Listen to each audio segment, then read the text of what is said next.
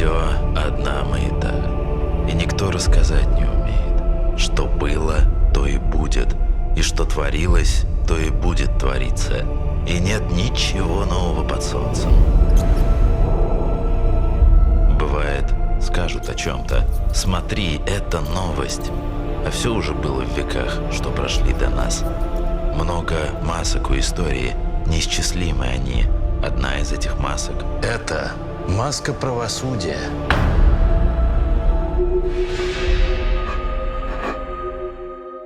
Стремление к власти. Не это ли было причиной самых страшных преступлений в истории человечества?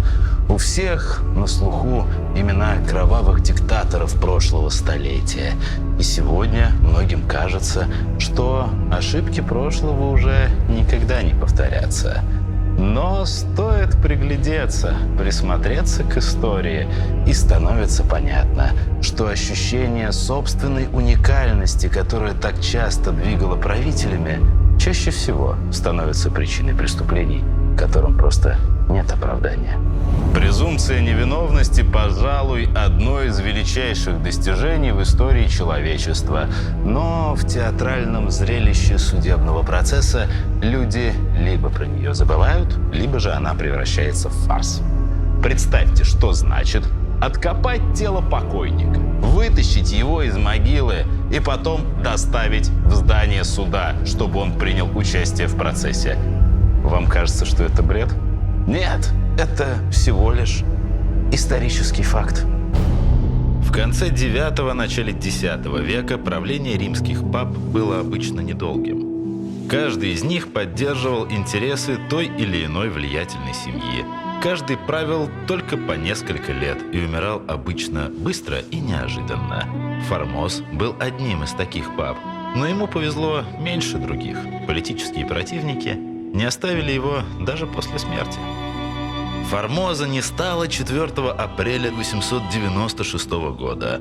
Он умер в своей постели при загадочных обстоятельствах. Его преемник Бонифаций VI вообще правил всего 15 дней. До 19 апреля, пока тоже не умер в своей постели от подагры, как сообщили народу. Вот тогда на престол и взошел Стефан VI. Согласно альтернативной нумерации, Стефан VII. Вся эта путаница возникла из-за Стефана II. Обряд он пройти не успел. Вот и возникли разногласия по поводу номера. Наш Стефан. Дадим ему номер 6 для упрощения. Он и по логике ему куда больше подходит. Не запомнился ничем, кроме того, что устроил так называемый трупный синод. Дело в том, что он был сторонником политических противников Формоза. Умерший папа не поддержал их претензии на императорский трон. И этого ему простить не смогли. 7 месяцев труп Формоза спокойно лежал себе в могиле и никого не трогал, пока Стефан VI не приказал выкопать тело, облечь его в папские одеяния и привести на суд в Латеранскую базилику. Папа приказал посадить на трон полуразложившийся труп своего предшественника, а потом подверг его посмертному допросу. Казалось бы, после смерти люди отвечать на вопросы не могут. Но и эта проблема была решена. Спрятавшийся за троном диакон, подражая голосу умершего папы, отвечал за него, признавая все обвинения. В исходе заседания можно было не сомневаться. Избрание Формоза было признано незаконным. Все его решения, принятые во время правления, отменены. Ну и под финал. Ему отрубили 3 пальца, которыми он совершал крестное знамение. Таким образом, можно было утверждать, что он уже никогда и никого не благословит. Пальцев-то нет. А смерть? Смерть не была проблемой. Тело несчастного старика было изуродовано. С него сорвали одежды, привязали к лошадям, проволокли по улицам Рима и похоронили в безымянной яме для бедняков. Но и этого оказалось недостаточно. Труп снова выкопали и сбросили в Тибр. Вполне возможно, что Стефану VI сошло бы это с рук. Средневековье вообще питало особенную любовь к мертвым человеческим телам. У кого палец святого был вмонтирован в рукоять меча, у кого вообще весь дом был завален разными другими конечностями тех или иных святых. А некоторые люди носили части тел усопших прямо на себе. Но в этот раз совпало сразу несколько факторов. Во-первых, папу Формоза любили в народе. И у него были отличные покровители среди представителей знатных семейств. Ну и во-вторых, в тот момент, когда закончилось заседание суда, случилось землетрясение, в ходе которого была разрушена часть базилики, где и происходило заседание. Человек говорит словами, а Бог – стихийными бедствиями. Землетрясение было воспринято как высший протест против несправедливого приговора. Формоза начали считать святым. Его изуродованное тело выловили из Тибра и стали ему поклоняться. Попутно арестовали Стефана VI и задушили. Формоза, наверное, полностью бы растащили на реликвии, но решили захоронить снова на прежнем месте в базилике Святого Петра. Впрочем, это был не конец истории. Чехарда в Латеране продолжалась и дальше. Борьба между политическими противниками и сторонниками Формоза заняла около 8 лет. За это время на папском престоле сменилось 7 пап и 1 антипапа. Но достоверных источников о том времени практически не осталось. Известно только, что каждый из понтификов отлучал предыдущего от церкви и правил очень короткое время, буквально несколько недель после избрания, после чего умирал при невыясненных обстоятельствах. Ну а точку в этой истории поставил Сергий III в начале X века. Он захватил власть при помощи поддержки военных из влиятельных семей. Своих предшественников, папу Льва V и антипапу Христофора, он схватил и казнил, а после чего подверг Формоза новому порицанию. А на гробнице Стефана VI приказал сделать хвалебную эпитафию. С этого момента в истории папства начался один из самых страшных и противоречивых периодов, который во многих отношениях привел к великому расколу и носит название порнократии. Иначе говоря, правление шлюх. В итоге Рим все равно попал под влияние императора Священной Римской империи, что еще больше подготовило почву для окончательного раскола церкви. Ну а суд над папой Формозом стал символом человеческой глупости. «Не суди, да не судимы будете». Вроде простая и понятная фраза, но человек слишком любит осуждать. И не важно, что хоть мертвеца, хоть колокол. Ведь осудили же по обвинению в подстрекательстве к мятежу и человеческим жертвам колокол в Угличе. 15 мая 1591 года сторож Спасского монастыря Максим Кузнецов и вдовый священник Федот по прозвищу Огурец звонили в набатный колокол с тем, чтобы известить народ о гибели царевича Дмитрия. Ну а как вы понимаете, звонить в колокол на Руси – это обычно к беде. Народ собрался на площади и тут же начал выяснять, что произошло и кого надо убить. Понятное дело. Тут же нашли тех, кого можно было обвинить в убийстве, и учинили над ними расправу. В итоге Шуйский, который приехал разбираться в деле, казнил 200 горожан. 60 семей из города он отправил в Сибирь. После чего колокол сбросили с башни, и там уже на земле ему вырвали язык, отрезали ухо и снова отправили в Сибирь. Хотя ему было на тот момент уже почти 300 лет. Итак, у нас есть покойник, колокол. Но чего-то не хватает. Ведь в сознании людей просчеты совершали не только мертвецы и предметы, но и животные. А ведь в книге «Бытия» сказано, что взыскать можно От зверя каждого. Да, от зверя каждого. Вот и взыскивали.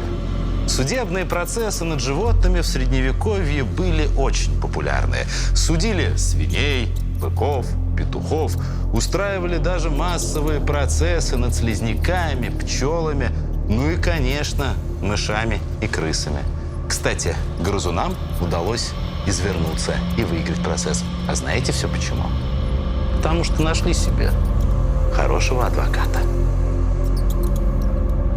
Это произошло в Бургундии в конце 15 века. Урожай злаковых был собран и распределен по амбарам. Но вот из-за плохих условий хранения он оказался почти полностью уничтожен. Нужно было найти виновных. Тут следствие пришло к гениальному выводу, что в разразившемся голоде виновны крысы и мыши. Аргумент сильный, поспорить с ним сложно. Грызунов вызвали в суд. Впрочем, судебные формальности никто не отменял. Ведь даже труп папы Формоза заставили говорить, хоть и при помощи диакона, который примостился за его креслом. И тут получилось так же. Крыс и мышей публично вызвали на процесс. Несколько представителей церковного суда нашли место, где грызунов было особенно много, и публично зачитали постановление явиться на разбирательство в назначенный срок. Пришел день суда. Крысы не явились. Казалось бы, здесь все понятно. Ответчик виновен, и дело можно закрывать. Тем более, что прецедент уже был. Так, например, в Вормсе в IX веке за убийство мужчины к отлучению от церкви и казни через повешение был приговорен целый рой пчел. Только вот насекомые проигнорировали решение суда, не испугались адского пламени и в итоге не послушались решения властей и никуда не прилетели. Все равно их обвинили в том, что они убили мужчину, и никто с них не снял приговора. На самом деле пчелам просто не повезло с защитником, а вот крысам наоборот. На их сторону встал известный адвокат того времени Бартоломью Шассене. Его тактика идеально подходила для этого суда. Ему хотелось просто развалить обвинение, что у него в итоге и получилось. Адвокат Хвостатых объявил председателям суда, что крысы и мыши хотели бы явиться в суд. Но просто информация не была доведена до сведения всех участников процесса. Ведь некоторые из них живут в глубоких норах и просто не слышали о том, что им предстоит предстать перед судом. Заседание перенесли. По всем городам и селениям провинции были отправлены сотрудники суда, которые вновь объявили, что грызуны должны ответить перед законом за свои преступления в назначенный час.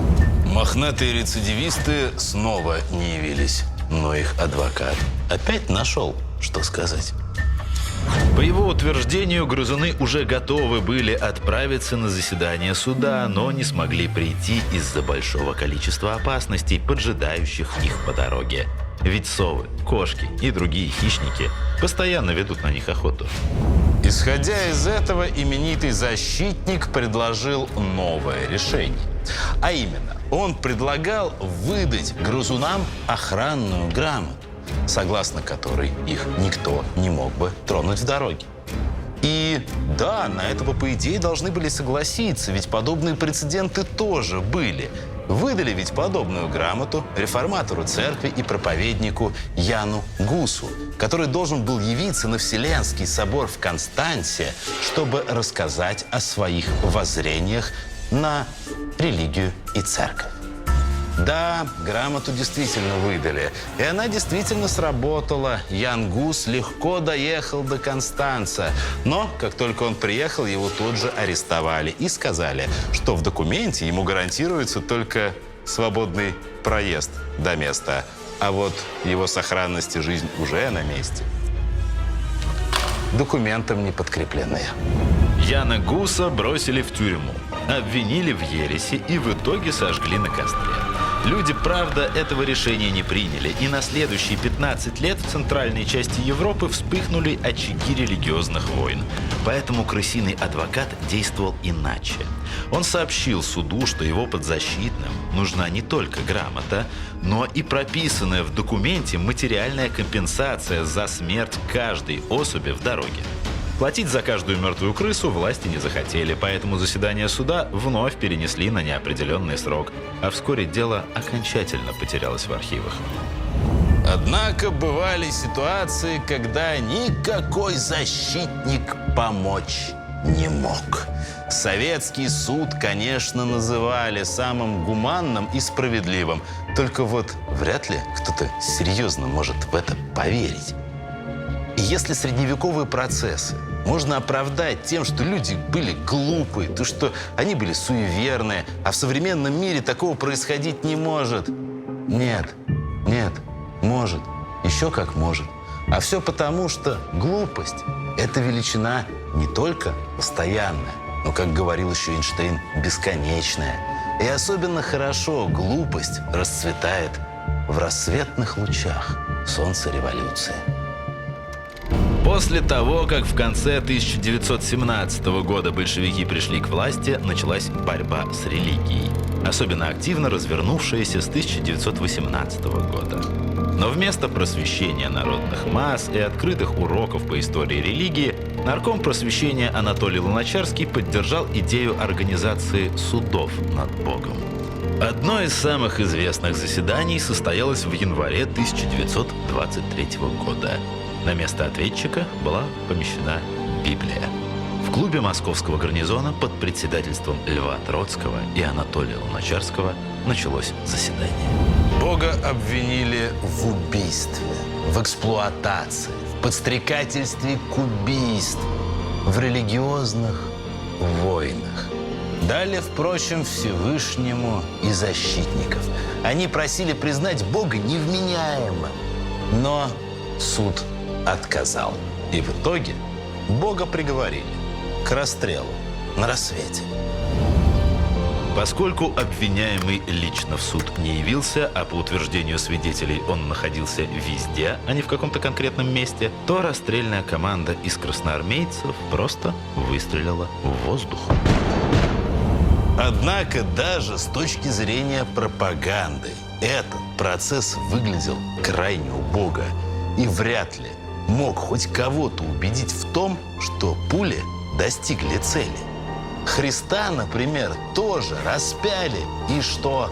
Он воскрес. А воскрес он потому, что это функция богов – умирать и воскресать.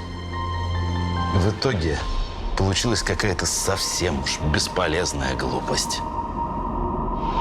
Нам нравится думать, что история развивается по вектору, что из точки А в темноте мы идем в пункт Б вместо абсолютного счастья. Только вот жизнь не вектор. Она хаотична и спонтанна и может много раз менять направление. Многие идеи, высказанные еще тысячи лет назад, люди из-за своей глупости не могут запомнить до сих пор. Оказалось бы, что сложного во фразе «Какой мерой меряете, такой и вам отмерено будет». Звоните в колокол.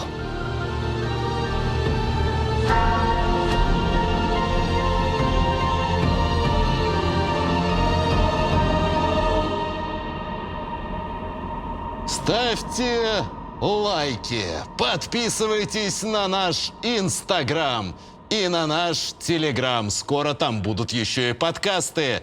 Звоните в колокол и всем пока.